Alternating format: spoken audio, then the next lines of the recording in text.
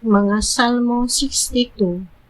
Sa Diyos lamang ako mapailubon, nga naglaom, gikan kaniya lamang ang akong kaluwasan. Siya lamang ang akong tigpanalipod ug manluluwas, siya ang akong tigpanalipod ug dili gayud ako mabuntog. Magpadayon ba kamo sa paglara ug dawtan batok sa usa ka tawo, nga sama sa paril nga hapit na mapukan, ug sa koral nga hapit na mahugno aron pagbuntog kaniya? Buot lamang kamong muhingilin kaniya sa iyang halangdong kahimtang. Gikalipay ninyo ang pagpamakak, nanalangin kamo kaniya apan sa inyong kasing-kasing, inyo siyang gipanghimaraot. Diyos lamang ang akong gisaligan, o kaniya lamang ako naglaom. Siya lamang ang nadalipod o nagluwas kanako. Siya ang akong tigpanalipod o dili gayud ako matarog.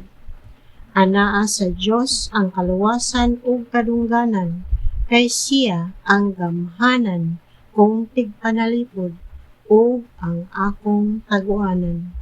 Salig kamo sa Diyos sa tanang panahon o katawhan.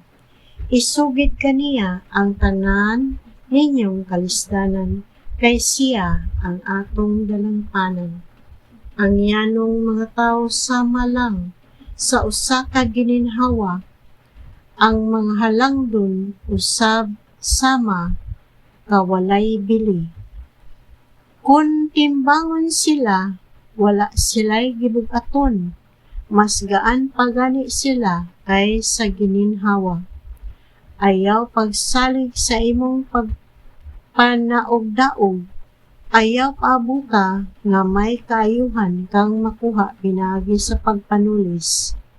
Bisan pagmudugang ang imong kadato, ayaw pagsalig niini. Sa makausa nag-ingon ang Diyos, kaduha ko kini madungog, nga ang gahom iya sa Diyos. Imo o Ginoo ang gugmang walay paglubad, o gantihan mo ang tawo sumala sa iyang binuhatan.